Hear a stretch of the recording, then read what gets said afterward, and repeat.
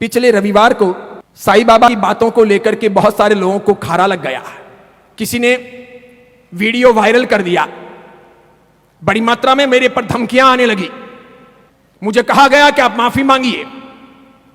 मैंने कहा देखिए, डराने धमकाने की आवश्यकता नहीं है।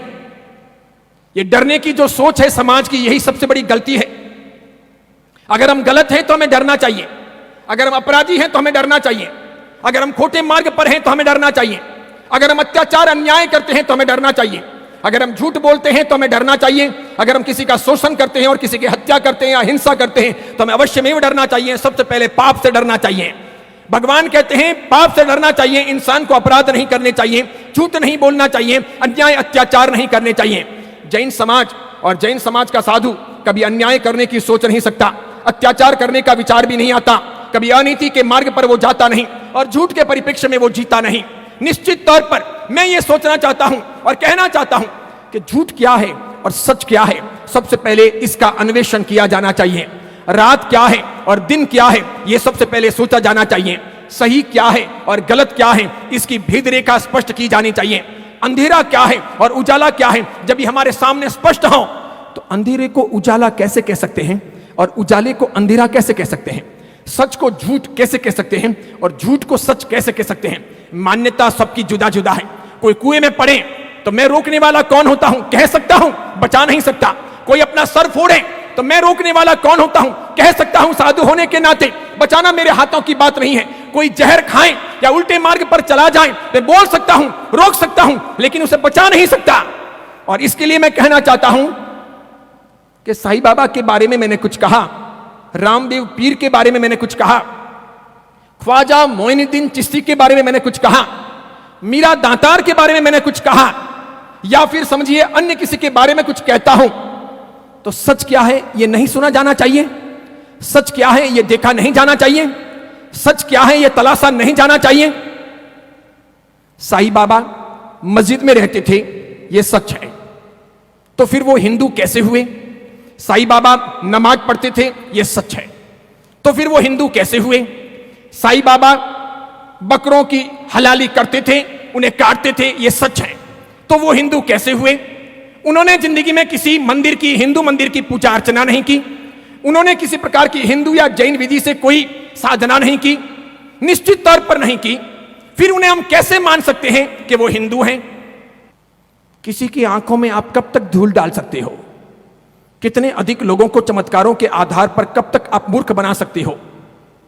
मैं आपसे पूछूं, समझो कि मेरे पिता जैन ना हो, मेरी मां जैन ना हो, मैं जैन ना हो, मैं आपको आज यहां जैन कहलवाऊं, 10 साल के बाद, 15 साल के बाद, 20 साल के बाद मेरा डीएनए टेस्ट हो और यह सिद्ध हो कि मेरे माता पिता जैन हैं, तो फिर आप कब तक झूठ बोलोगे, कब तक गलत बातों को चलाओगे?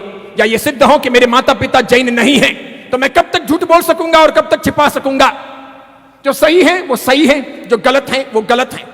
जैन धर्म के लोगों को बचाना, सच्चे अच्छे हिंदुओं को निर्देशन देना और धर्म से भटक रही समाज की रक्षा करना, यह साधु संतों का कर्तव्य है। रोटियां समाज की खाते हैं, समाज के लिए अगर नहीं बोलेंगे तो साधु संतों का उपेक्षा भाव भारतीय संस्कृति को नष्ट करेगा, धर्म की हानि करवाएगा, समाज को गर्त में ले जाएगा। मैं जरूर संस्कृति से हिंदू हूं, मान्यता से जैन हूं। हिंदू संस्कृति बचनी चाहिए, जैन धर्म भी बचना चाहिए, राष्ट्र का नवनिर्माण होना चाहिए, राष्ट्र की सुरक्षा होनी चाहिए। गलत मार्गों पर हिंदू को या जैन को नहीं बढ़ना चाहिए, भटकना नहीं चाहिए, चमत्कारों के परिवेश में ही नहीं जीना चाहिए, हकीकतों को तलाशना चाहिए, जीवन की उन्नति करनी चाहिए। चमत्कारों से पेट नहीं भरता, संस्कृति चमत्कारों के भरोसे नहीं टिकती, धर्म चमत्कारों के भरोसे विकास नहीं करता, समाज की रक्षा और समाज की उन्नति मात्र चमत्कारों के भरोसे या तालियों के भरोसे या भोजन के भरोसे या प्रभावनाओं के भरोसे या संघ पूजन के भरोसे या नाच गान के भरोसे नहीं हो सकती। उसके लिए नीति चाहिए, प्रिंसिपल चाहिए, सिद्धांत चाहिए, इतिहास की सही सही अन्वेषण की स्थितियां चाहिए, हमें पढ़ना चाहिए। सही बात यह है, गत रविवार को मैं शिरडी के साईं बाबा के बारे में बोला और सच यह है, मेरे से पहले कई सारे लोग वर्षों से ये बातें कहते आए हैं, ऐसी किताब भी छप चुकी है, उन्होंने दावा किया है, दुनिया का कोई भी आदमी उनके दावों को झुटला नहीं सका है कि साईं बाबा हिंदू नहीं मुसलमान थे। कोई नहीं जुटला सका। स्वयं साईं बाबा के शिरडी के ट्रस्ट के जो जोशी जी थे, उन्होंने भी ट्रस्टी होते हुए भी यह दावा किया था कि साईं ट्रस्ट ने हिंदू समाज के साथ में बहुत बड़ी गद्दारी की है, हिंदू समाज को भटकाने का काम किया है। साईं बाबा का अग्नि संस्कार नहीं हुआ था, उन्हें कब्र में दफनाया गया था, उसी कब्र पर ये साल बना है और कालांतर में लाकर के मूर्ति की स्थापना कर दी गई है। साईं बाबा हिंदू नहीं है, हिंदू मान्यता यहां कहीं सिद्ध नहीं होती।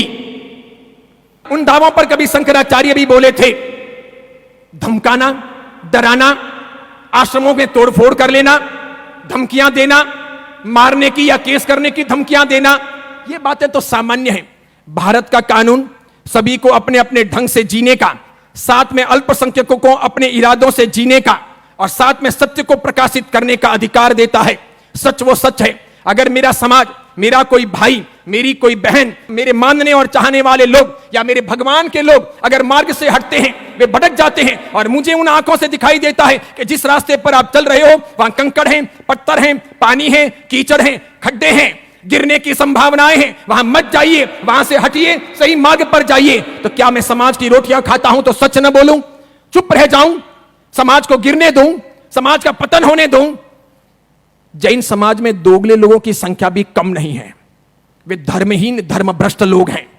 वे ऐसे नालायक लोग हैं जो खाते हैं जैन धर्म का और बातें करते हैं दूसरों की। उनमें से कोई कोई अगर सत्य साईं बाबा के भक्त हैं तो करम फूटे उनके, उनका अभिवादन नहीं हो सकता, वो महावीर के नहीं हो सकते। मैं तो आज भी कहता हूं, जो लोग लाइव सुनते हो, ऐसे सभी धर्मभ्रष्ट दोगले लोगों को अपना धर्म परिवर्तन कर लेना चाहिए।